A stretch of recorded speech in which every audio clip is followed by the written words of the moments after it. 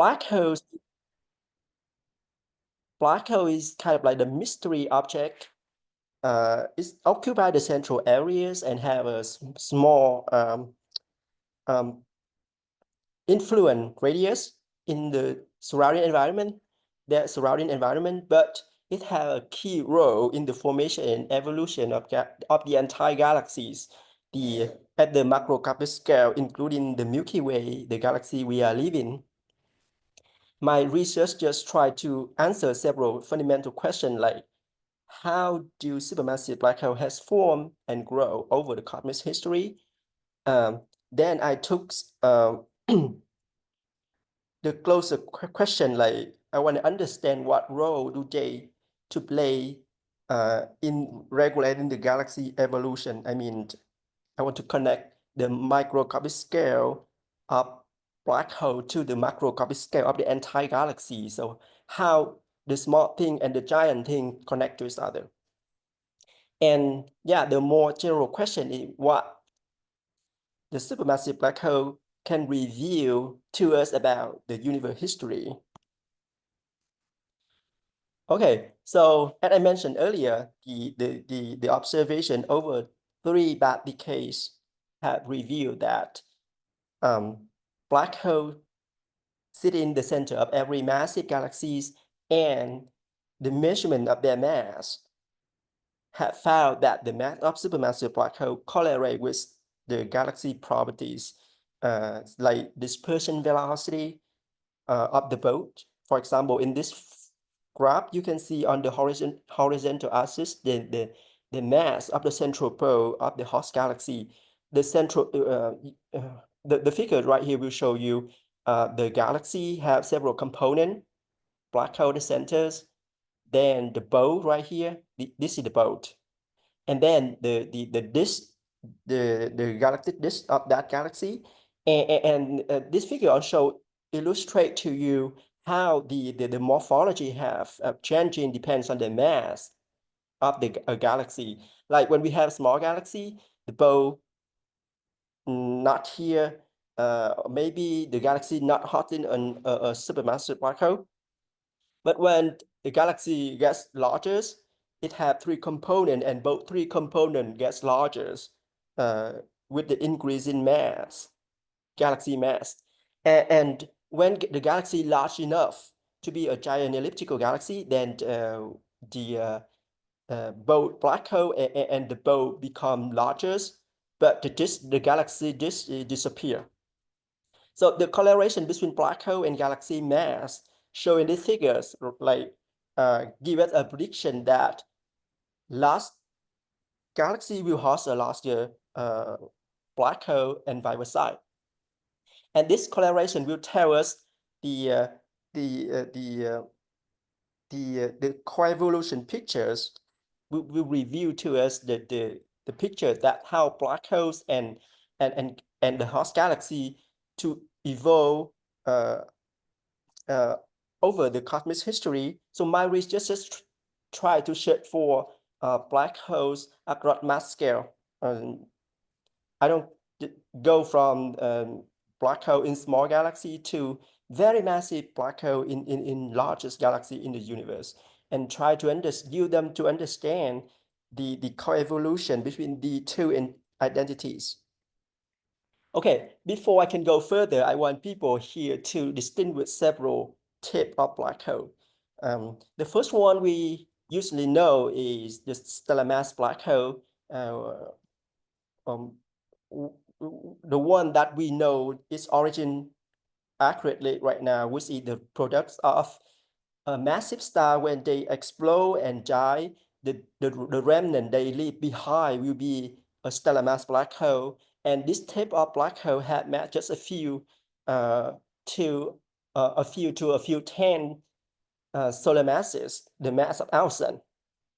The second type we know for sure through observation is supermassive black hole, which exists at the heart of every galaxies, and usually it contain the mass of these galaxy tips fall in the range from million to billion the mass of our sun.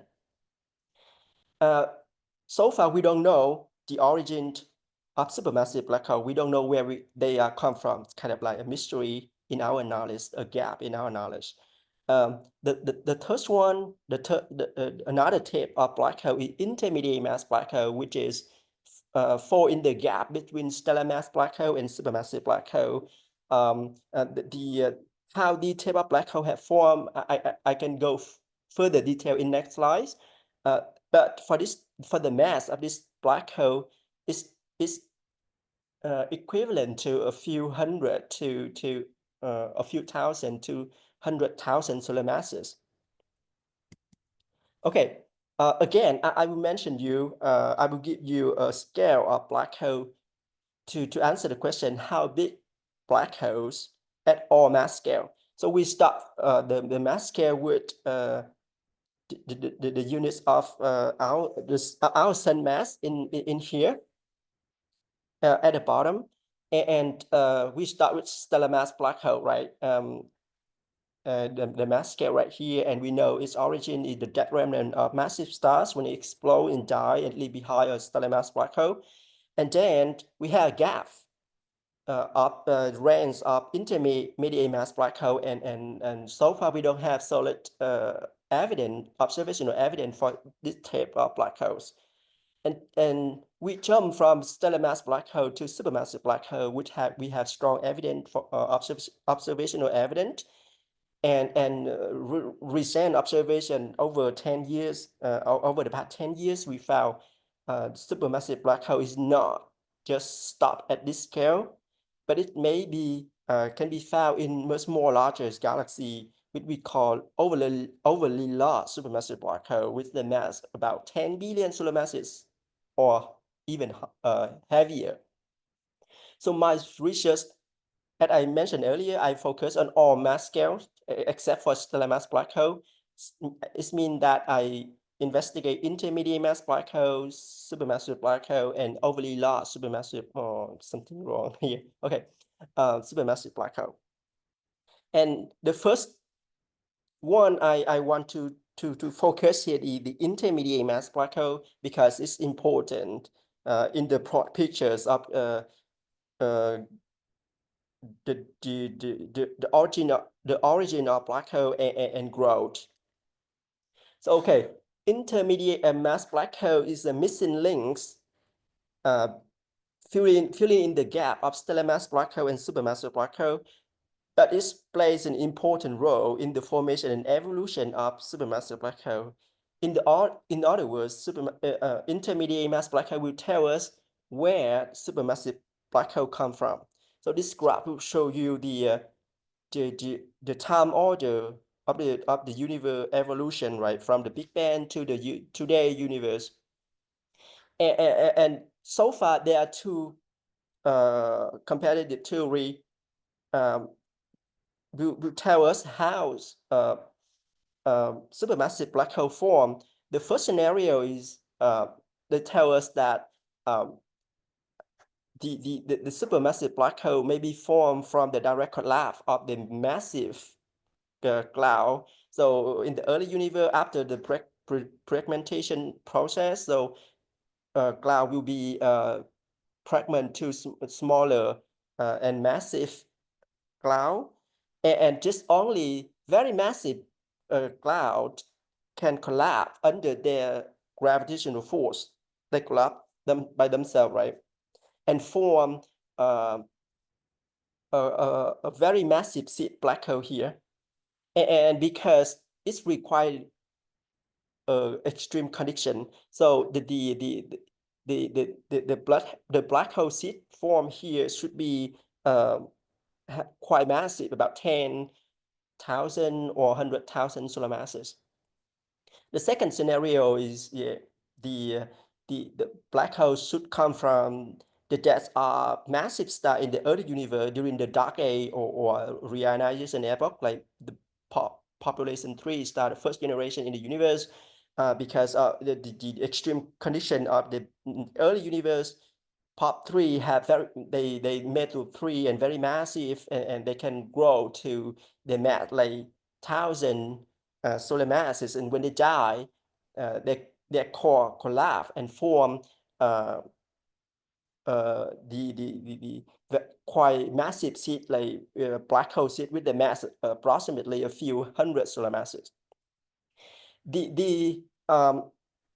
So following the time evolution of the universe, the black hole seeds will merge and accrete material surrounding them to become bigger along with their host galaxy and form supermassive black hole. We found today through telescope that every massive galaxy have supermassive black hole at their center.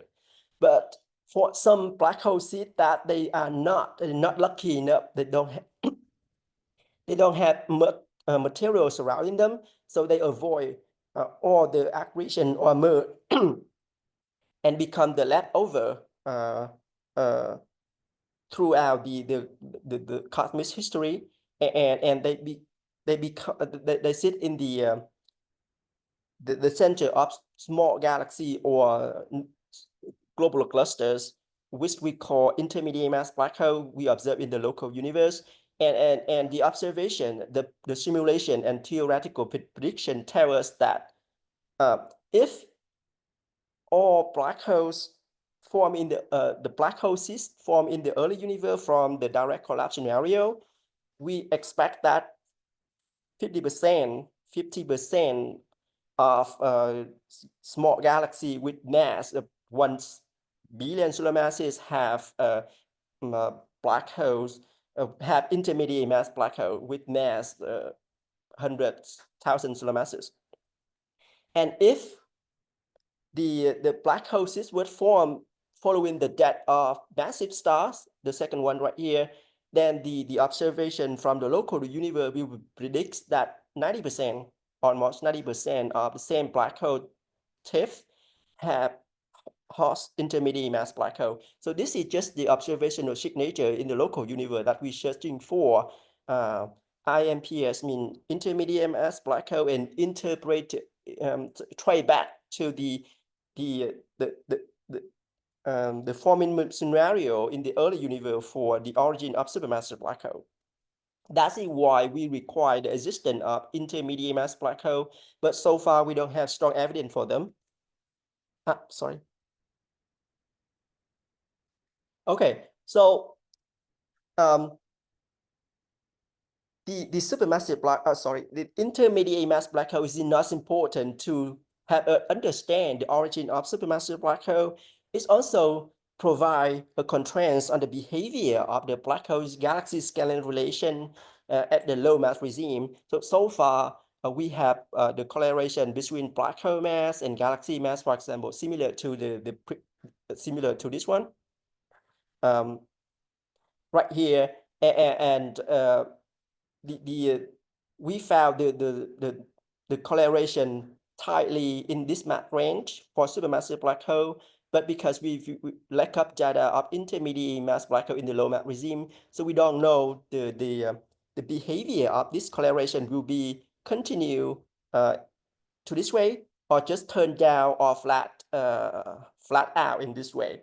And the behavior of the black hole scaling relation at the low mass end depends on which channel of black hole form in the early universe. For example, if black hole was formed from the pop-3 explosion, then the prediction that we should find in the local universe, the scaling relation should turn down in this way, or flat out in this way if the direct collapse dominates for the black hole seed formation, or something compromise in between the two scenario, or IMPs intermediate mass black hole formed from the gravitational runaway of massive star cluster, then it's continue the current well-known or well-established scaling relation.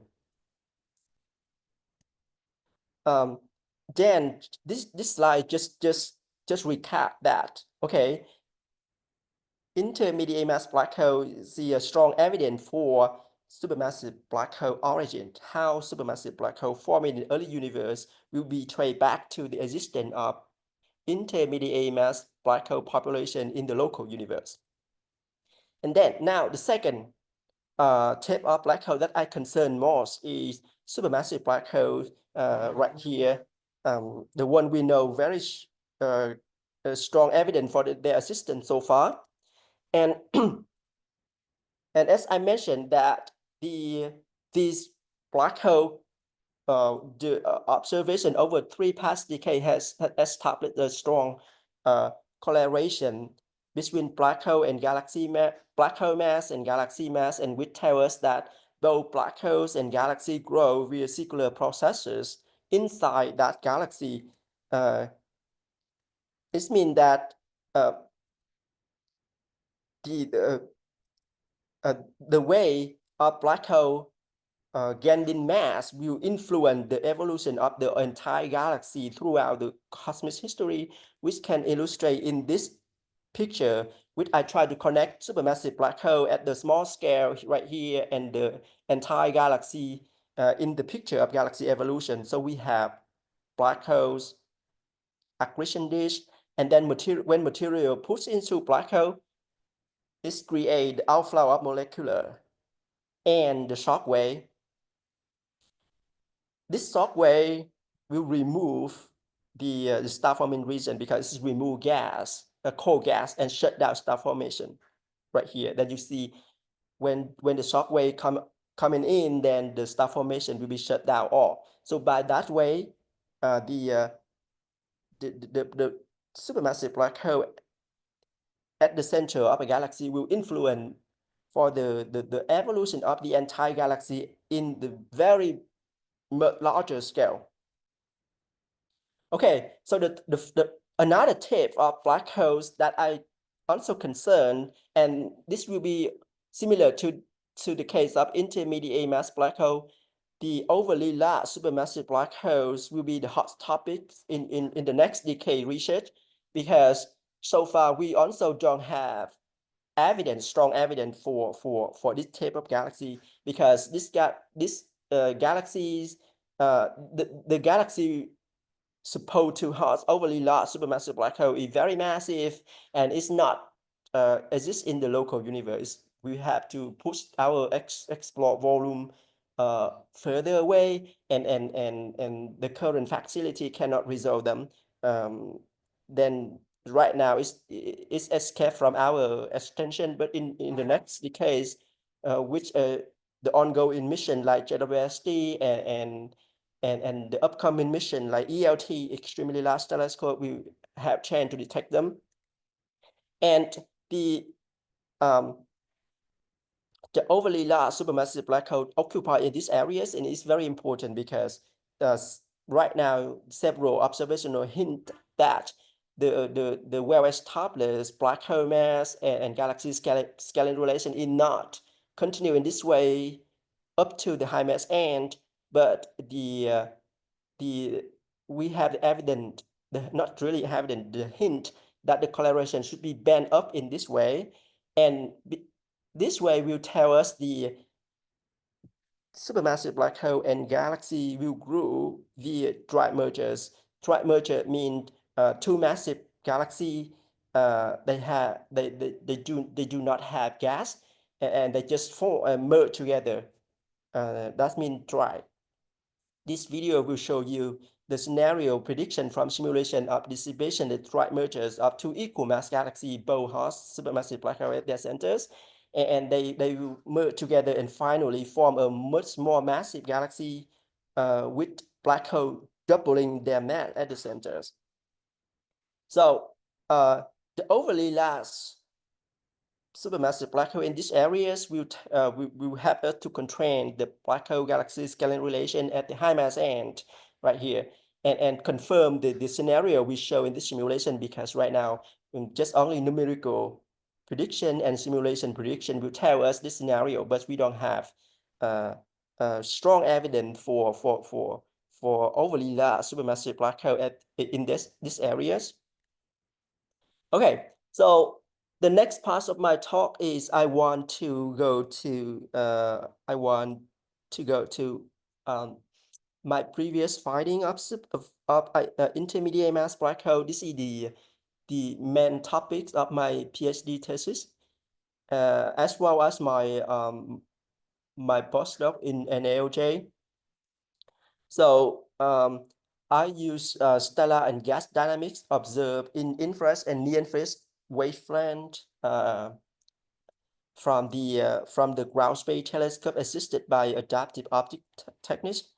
And in the slide I show you a sample of nearby early tape galaxy, except for the one this is spiral one. So on the phi is a dwarf elliptical galaxy with two largest satellites of the Andromeda galaxy, M32s and NGC 205. Another isolated galaxy, NGC 404, which is nearby to us, and two other satellites of the Centaurus A galaxy, Centaurus AE massive galaxy in the southern atmosphere, and it had two massive elliptical dwarf galaxy satellite.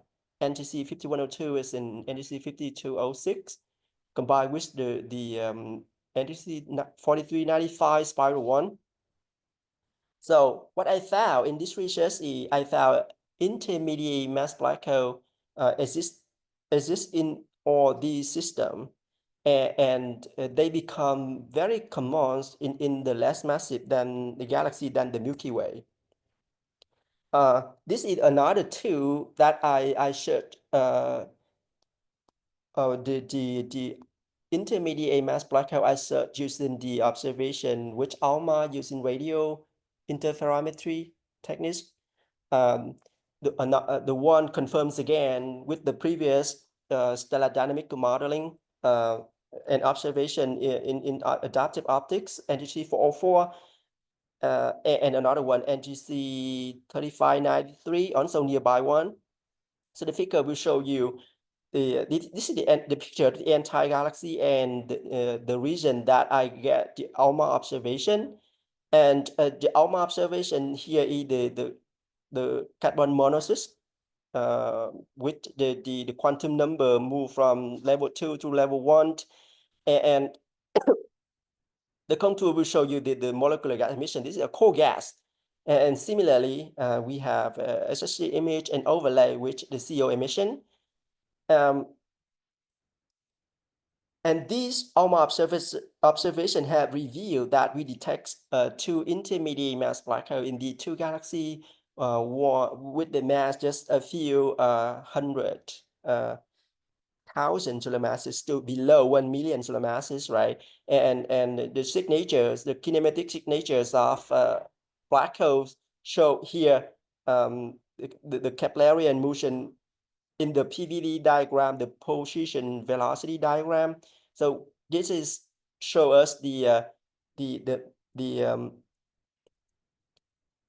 rotation of the molecular gas right here. So when it rotates, the gas rotating, and when we approach to galaxy center where the black hole dominate the gravity, then the motion of the gas, the circular motion of the gas must be faster. It's increasing very quickly and pump up. And this is the signatures of black hole. When we get further away from on the molecular gas disk, the rotation is less, not really increasing. It's just regular because the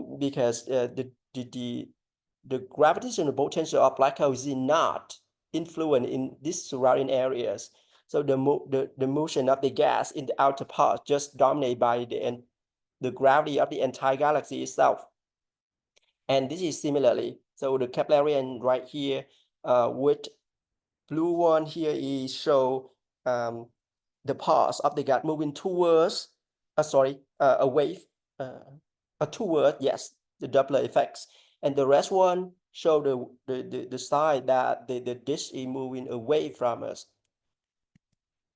Okay, so in the summary, so in combination of adaptive optics or interferometry observation to find intermediate mass black hole, so what my finding will tell us about how supermassive black hole form.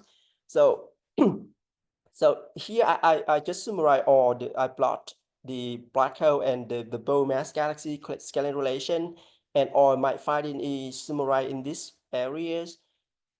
And we actually have to say the scaling relation is not continue in this way, but it should be turned down in this way. And this one will tell us that high fraction of low mass galaxy hosts intermediate mass black hole, then it suggests that supermassive black holes should be originated from pop-3s, which were very common in the early universe.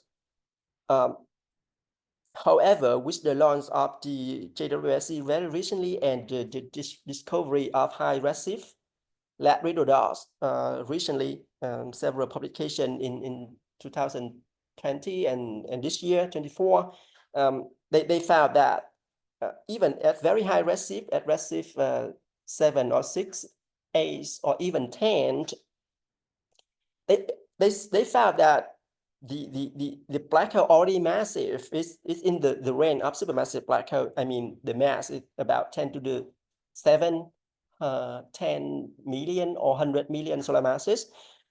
Then in that way, just very short time after the Big Bang, the black hole is already very massive. So in that way, it will reject the scenario that supermassive black hole should form from Bob3 population in the early universe. So right now there are two fighting. They form the very hotly debated in this area, kind of like which scenario will be the standard picture in the futures. And right now, because we have very limited data as well as the investigation in both sides, then high resolution search for intermediate mass black hole in the upcoming decade will result us which scenario will be the main characters for, or to tell us the origin of supermassive black hole, how they will form.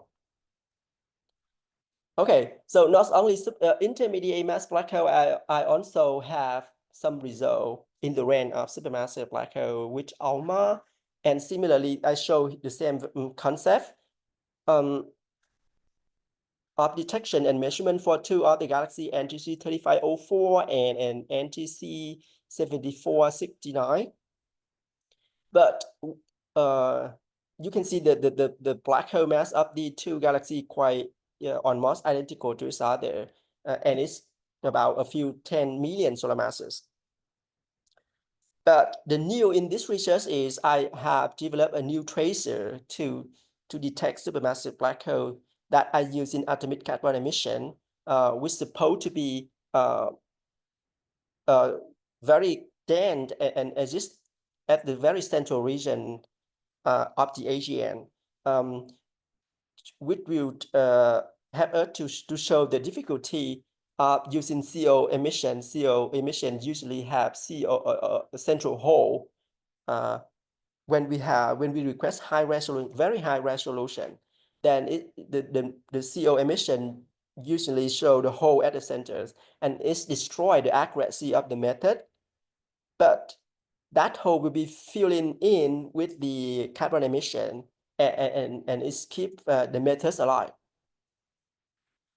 Okay, so in combination of our finding of intermediate mass black hole and supermassive black hole using only ALMA observation only, these figures in the upcoming paper from our group will summarize all our finding. The one in NGC 442 in the one I showed in previous slide, and another one in the supermassive black hole regime and massive galaxies.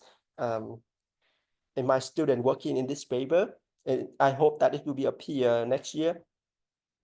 And this work will help us to constrain the black hole galaxy scaling relation using the molecular gas kinematic alone. So we just based on these methods to constrain the scaling relation, and then compare that with the other methods like stellar dynamic, the stellar kinematics or gas, ionized gas kinematic or something like that. Okay, this is just I want to skip this one because this is just our my PI, ALMA and NOMA data we have in hand and waiting for publication, but right now we don't have time to do it. And similarly, okay, the third part of this talk is I want to talk about our ongoing searching for intermediate mass black hole in Virgo cluster using simultaneously the observation from Chandra, X-ray Chandra, and optical and near-infrared spectroscopy from Keck Observatory. The idea we're looking for X-ray. The X-ray is the direct evidence for central black holes, and optical signature come from optical signature come from the blood dry region of an Asian.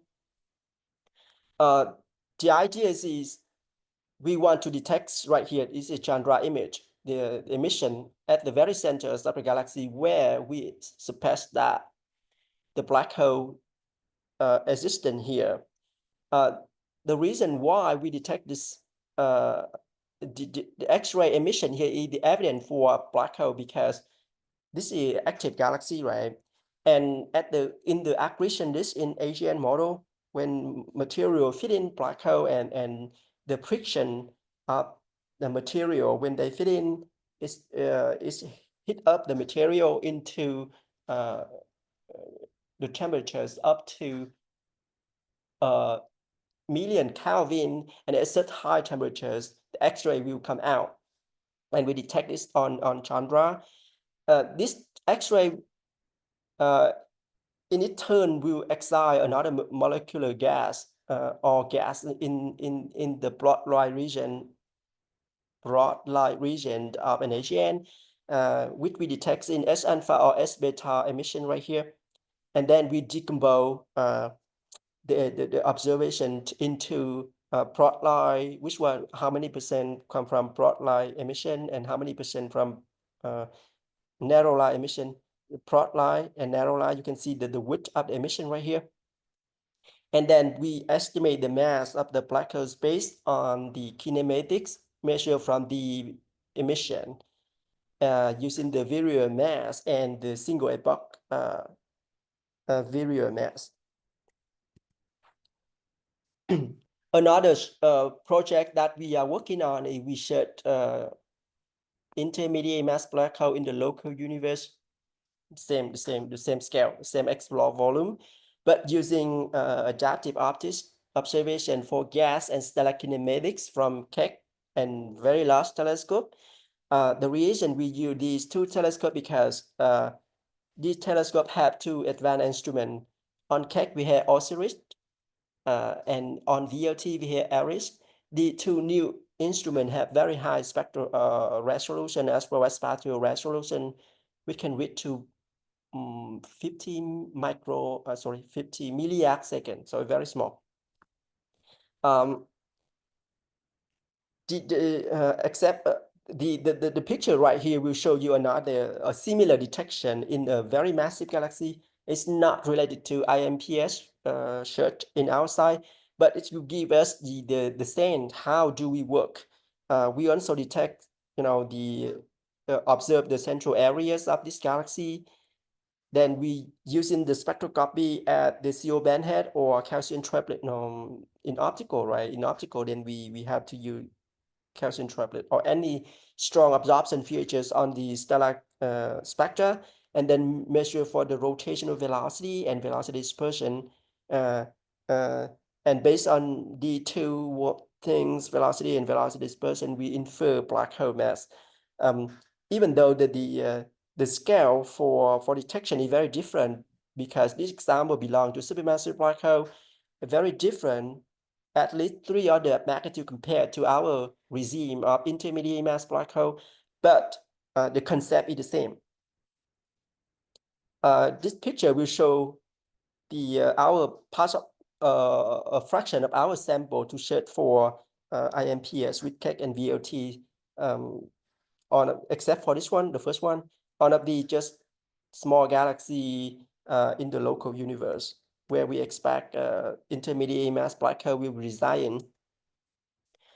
Okay, I also searching for supermassive black hole using JWST observation using near infrared spectroscopy.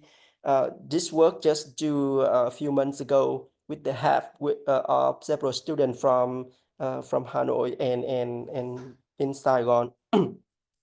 So we take data from JWST, we have the data queues, and then we reduce the data. Then we do, for each spot cell right here, we have spectroscopy, and spectroscopy show the CO band head in K band. Then we fit the data, the black one, line one, with the template model where we know we know the all properties. Then we figure out the kinematics on this slide, and then we perform dynamical modeling to predict for black hole. And this is just for the case of M87, very famous galaxy which have event horizon telescope imaging for its black hole and estimate the black hole mass as well. Our best physics right here will tell that the black hole should be 6 billion solar masses, and this result is very close to the result found from the Event Horizon Telescope. That's one found 6.5 10 to the 9, and our result here is 6 10 to the 9, just a little bit smaller, just 8% smaller. So my conclusion is JWST is a good instrument to find, I should change here, overly large supermassive black hole in the intermediate distant universe. I suppose that the redshift should be opened up to 1.5, which corresponding to the angular size distance roughly 1 gigaparsec. So put the explore volume is much larger than any exploration before. A second example with JWST is we do the same measurement for the very local universe, the galaxy very close to us, just less than 10 megaparsecs, NTC 4736. And we also do the same thing, and we found this galaxy should host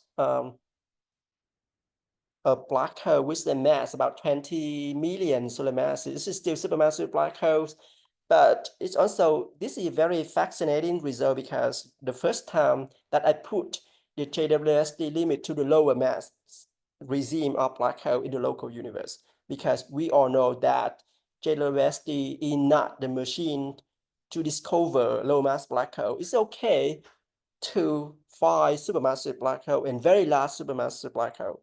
That's fine.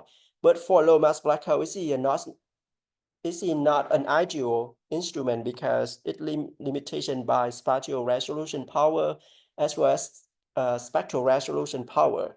But this is the first time I can push the limit to 10 to the 7, 10 million solar masses.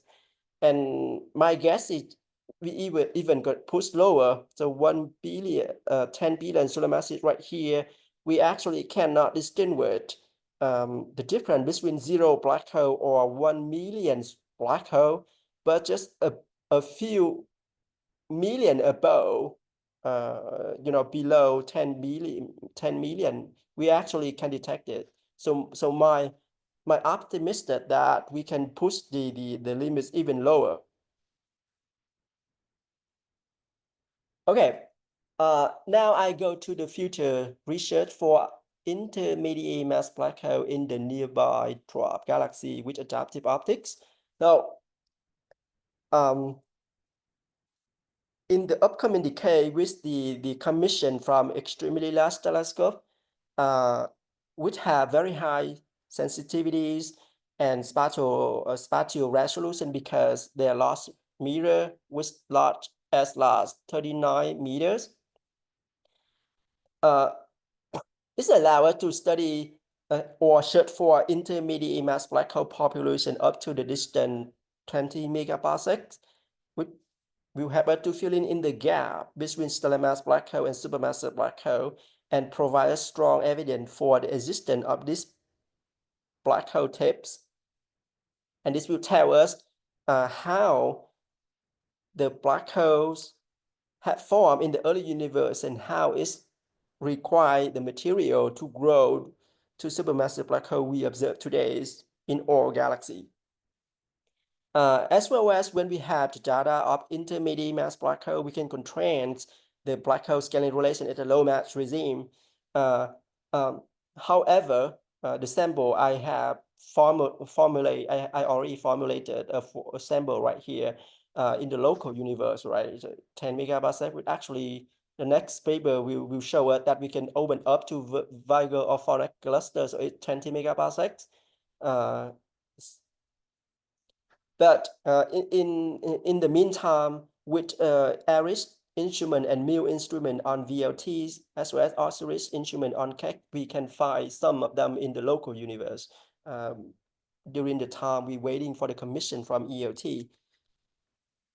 Okay, another future for supermassive black hole in distant universe in largest galaxies. So far in my previous paper, in previous work, I have found that we actually, with ELT, we can detect supermassive black hole up to the redshift of 0.3, corresponding to angular side distance 1 gigaparsecs. But right now, we are doing another investigation to extend like the ability to detect supermassive black hole out to the redshift 1.5. That's why I put a question mark here. and I also formulate a sample of overly large supermassive black hole in these areas. Is the sample located in a further distant or larger volume because they are not exist in the local universe.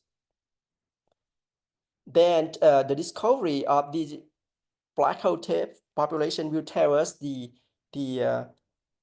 two-channel simulated pictures of central black hole and hot galaxy coevolution, as well as we contrast the black hole scaling relation at the highest mass regime of black hole and galaxies. In the meantime, with overly large supermassive black hole, we have more chance or more opportunity to detect them because they lost and their gravitational influence region is large, then it's easy to detect. Why by the time we're waiting for an extremely large telescope, we can shoot them through JWST, BLT, and Keck, as well as NOEMA and ALMA.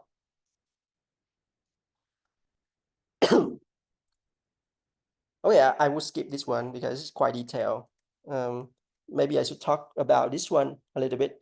Like in the meantime, I want to discuss about the advantage of some facilities that are used to search for intermediate mass black hole as well as supermassive black hole in the further universe, like JWST, Keck, VOT, and ELT. We start with JWST. Even though JWST increases the sensitivities equivalent to the level of extremely large telescope sensitivity, but it's not increasing the spatial resolution, which is just 0.1 arc seconds. Is just similar to BLTs and Keck on NIPS or sorry, on symphonies, the previous generation instrument on BLTs. But with the new generation instrument like OSIRIS on Keck or ARIS on VLTs, we can observe at the spatial resolution of 50 milliarc intermediate mass black holes can discover up to the distance 10 megaparsecs. And with ELT, we can detect supermassive black hole up to distance redshift of 1.5 corresponding to the angular side distance 1.7 gigaparsecs. And at this high redshift, now it's enough to enable the study of redshift and environment evolution of black hole scaling relation, because high redshift AGN or quasar observation have revealed that black holes in AGN and quasar do not follow the local black hole galaxy scaling relation. And the black hole found in high redshift AGN or quasar usually 100 times larger than the black hole prediction from the local universe, derived from the local universe observation. So that gives the impression that the black hole scaling relation really depends on redshift, and it's really evolved throughout the cosmic history, as well as depends on the environment they live in. Like the black hole should be formed before the galaxy build up later, kind of like scenario. However, because the core of the highest galaxy hosts an overly large supermassive black hole, like 10 billion solar masses, and such black hole will be resolvable at all redshift. So regardless of redshift, we don't care this number anymore. In principle, we can resolve until we can observe the type of black hole until the reionization epoch. But we will run into a new another difficulty, that the observability causes by the cosmological diminished effects due to the expansion of the universe, that reduce when we go further in the universe, reduce the sensitivity, resulted in lower signal to noise and destroy the accuracy of kinematic measurement, and then it's destroy our dynamical modeling for black hole mass. So with this type of black hole, we have only one difficulty right now, and this difficulty cannot resolve with our current technologies, because it's require very large mirror to connect to collect more photon at in 1 second, for example. And we cannot build such a large telescope. The mirror of the telescope will have a limit, right? I think this part is not really relevant to my talk, because it relates to another talk.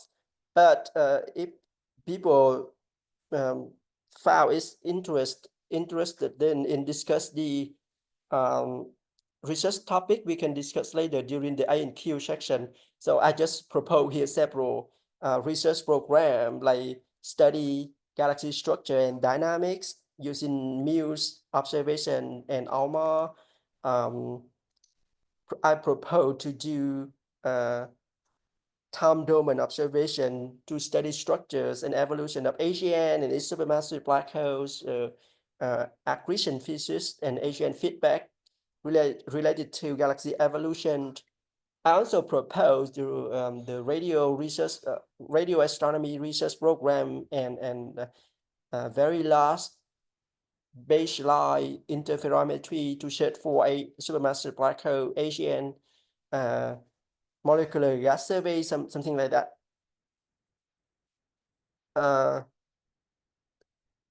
And I also propose the early universe and high redshift galaxy study, where I study the cosmic door, as well as the epoch of reionization.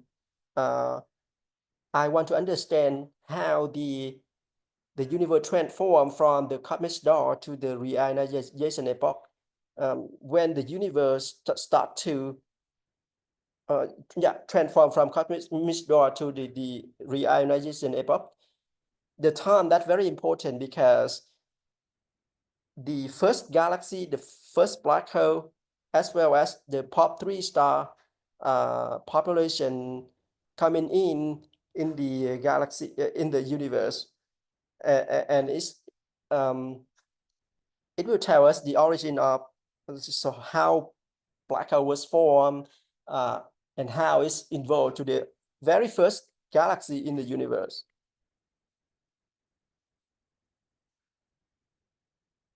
Okay, so I stop my talk right here and time to text the question.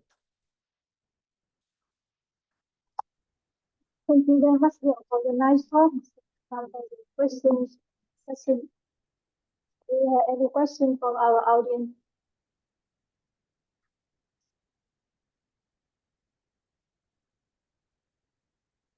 No question.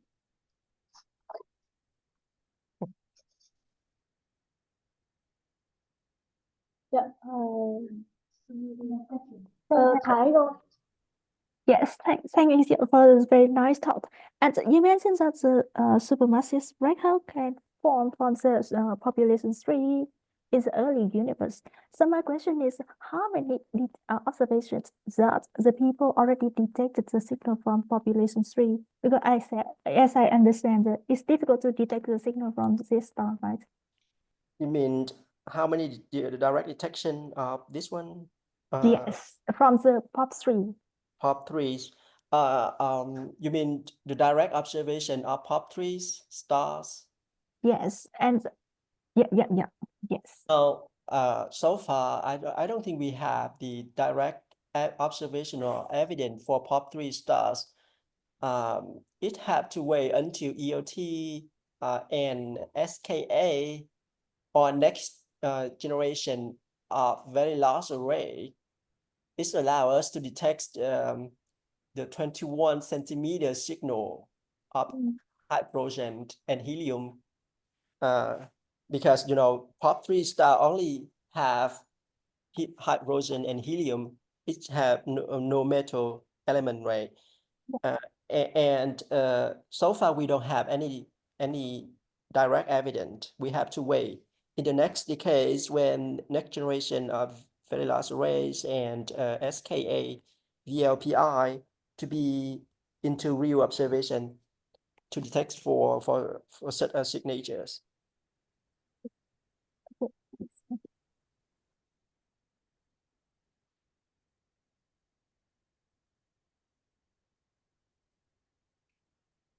Is there any other question?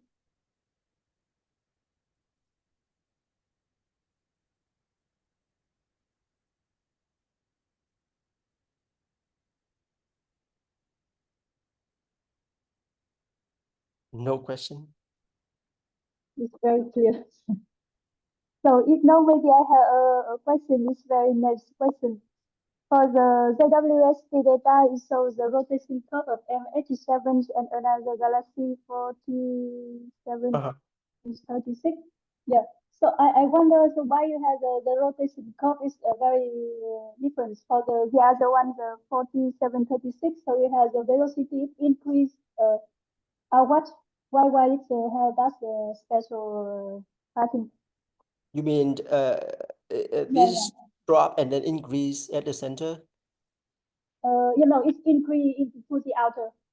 Oh, okay. This is very interesting features. In principle, in the case of zero black hole, the profile is not should be dropped toward the galaxy centers. This come from the numerical calculation 30 years ago.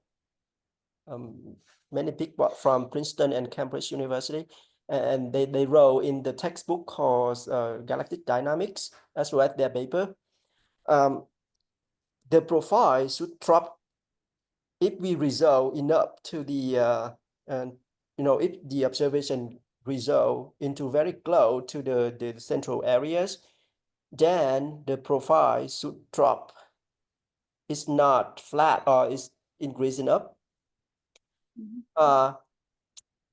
But the real observation is not following their calculation, the real observation also always found the upturn toward the galaxy center. And at that time, they don't understand why. They don't understand why the contradiction between observation and theoretical prediction. And after that, the concept of central supermassive black hole comes in, and they say, the contradiction have been resolved, because the central black hole will make the profile turn up, because the gravitational force of black hole exerts on their surrounding vicinity star and makes them move faster, and it's account for the turn up profile. But following the theoretical prediction, which the surface planet profile, they assume like core surface profile, or some kind of profile which the power law index, something like that, very complicated profile. They found that if in the case of zero black hole, the profile should be dropped. In this galaxy, in M87, you see it's all turned up, right? All the way. It's turned up all the way, because the black hole, the black hole is very massive, like 6 billion solar masses, right?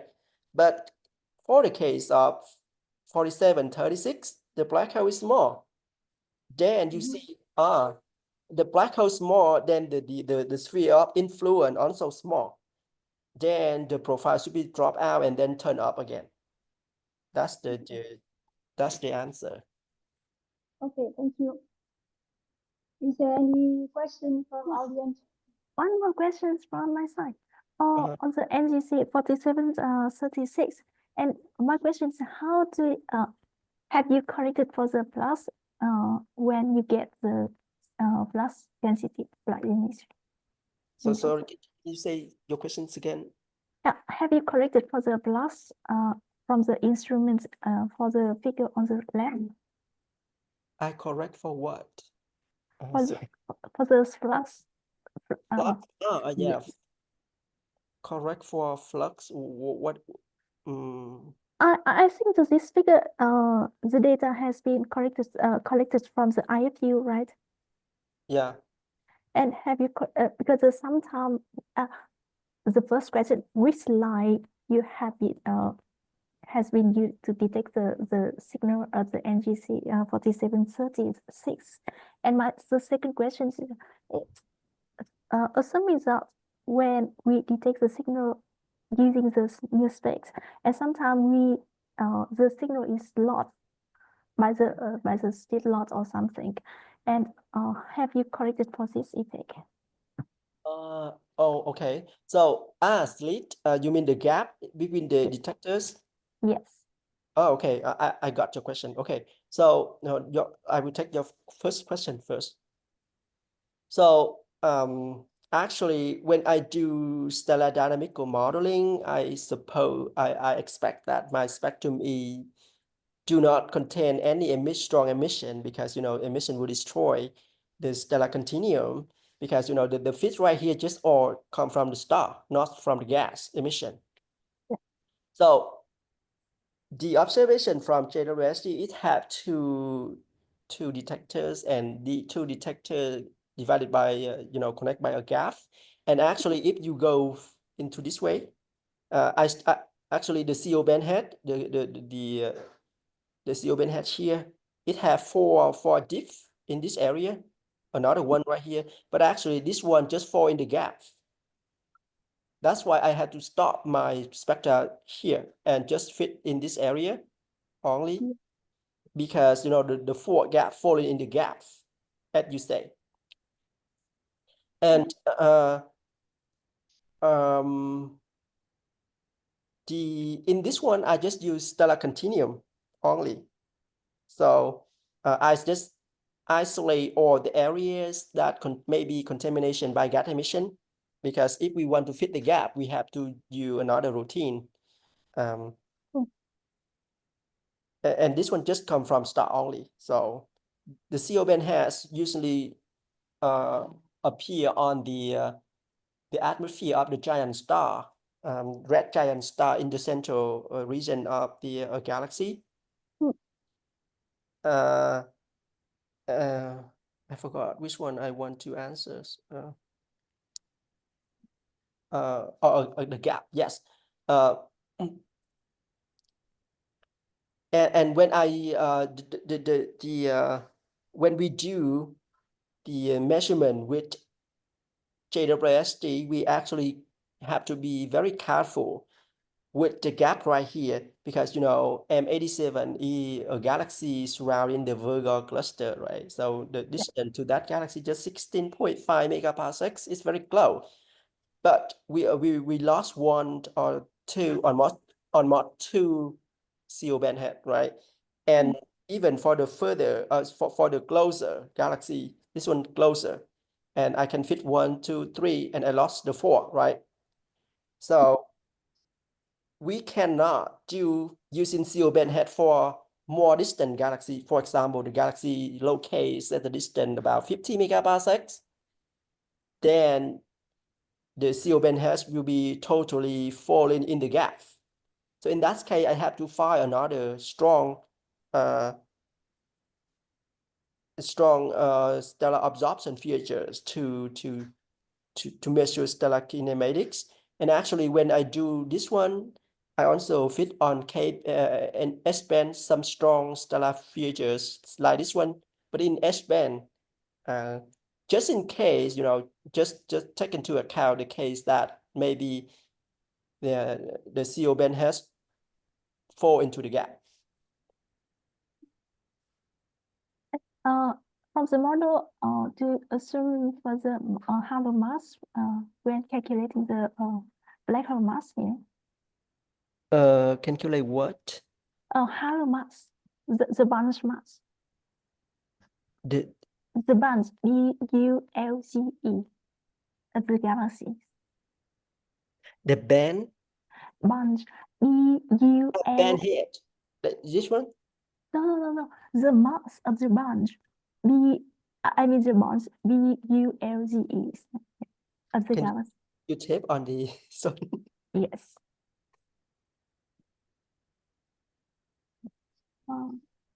Wait.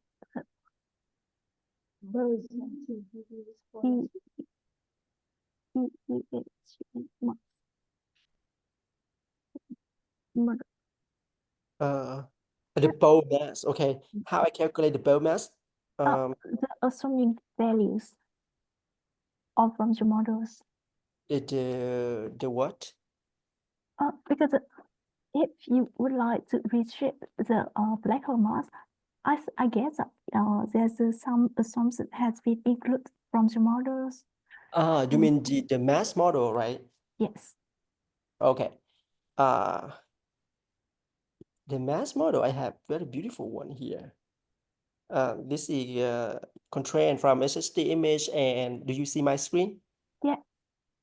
This one is the sombrero galaxy, but for all the galaxy, we do the same concept. Like we take the image, SSD image, or even JLSD image, it may be much better because it have finer sample of pixel size. Then we have a routine to decompose the SSD observation into the model, which we assume to be the mass model. That's come from the mass for the entire galaxy, the entire star inside a galaxy. For example, you can see here the black contours, the observation from Hubble Space Telescope imaging, right?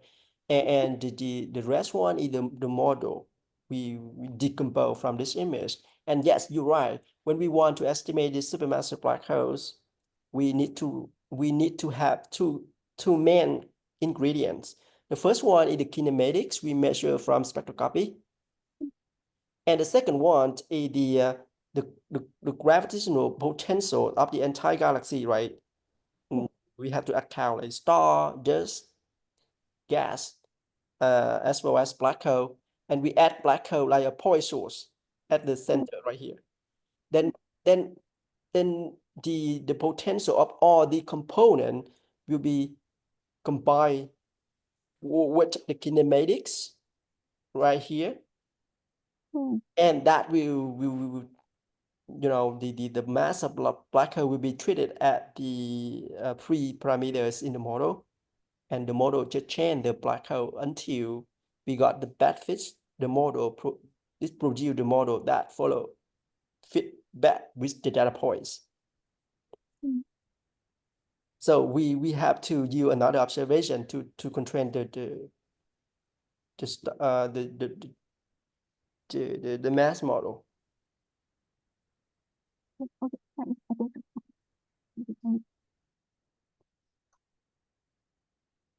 Can I ask a question?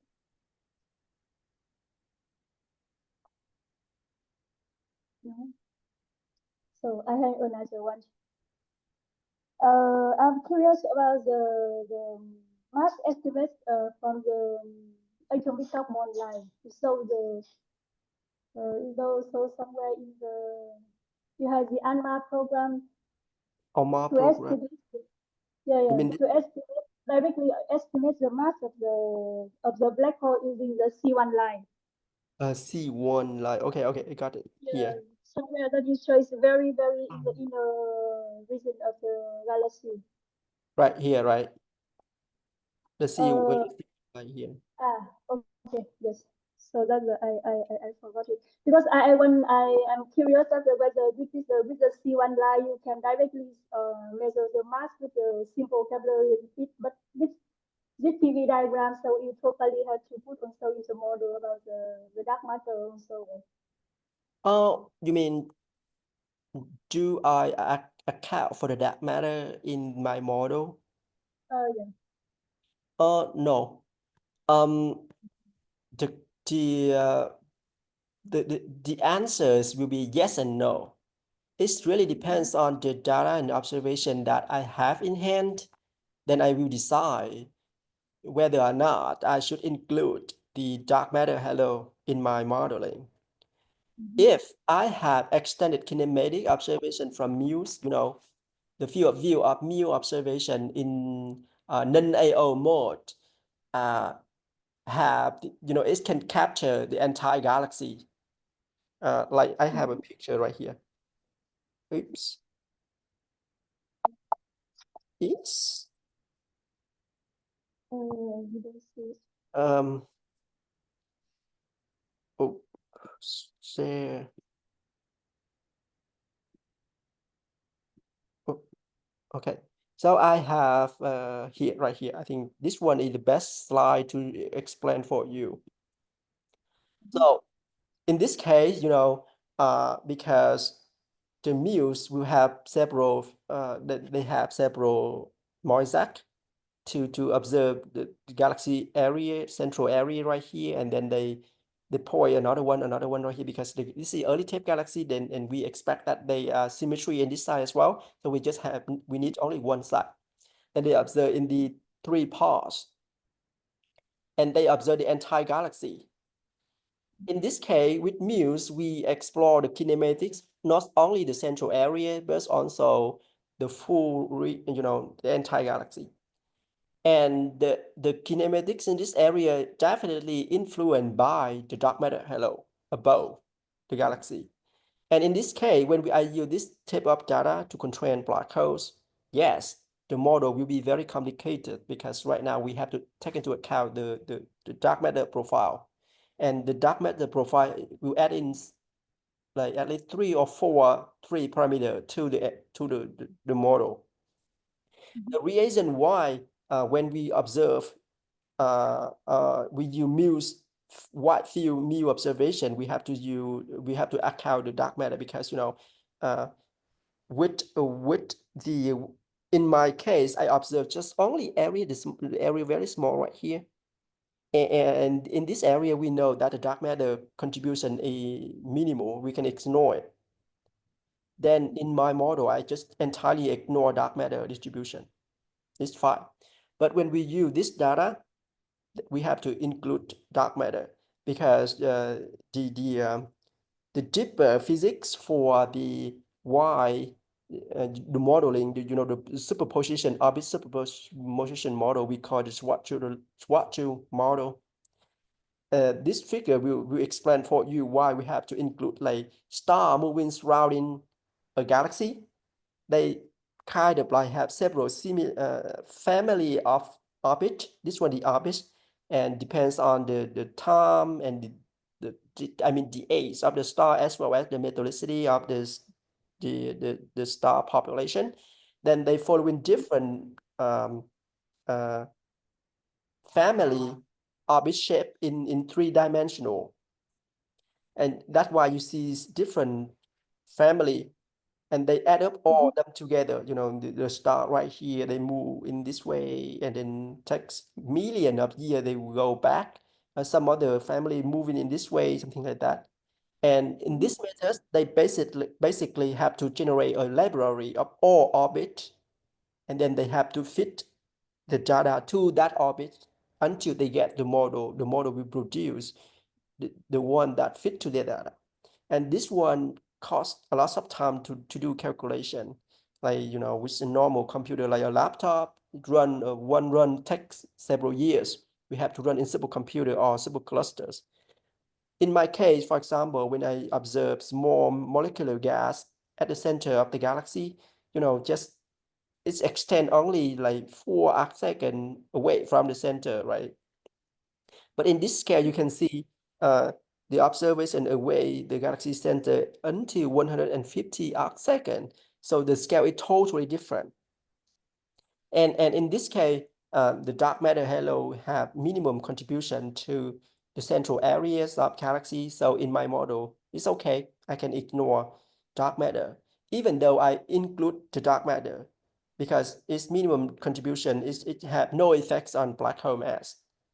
But it just make my model more complicated and less reduce the accuracy level. So that's why when I do with ALMA or JWST, because small field view, I entirely ignore the dark matter distribution. But when we do with mu data, yes, we have to include dark matter because it's going to have the main role in the black hole mass output. Okay, thank you. Any Is there other? any other question?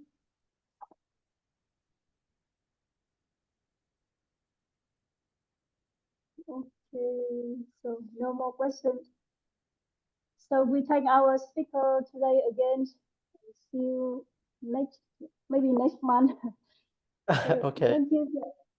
So thank you so much and see you. Bye. Thank you and bye bye.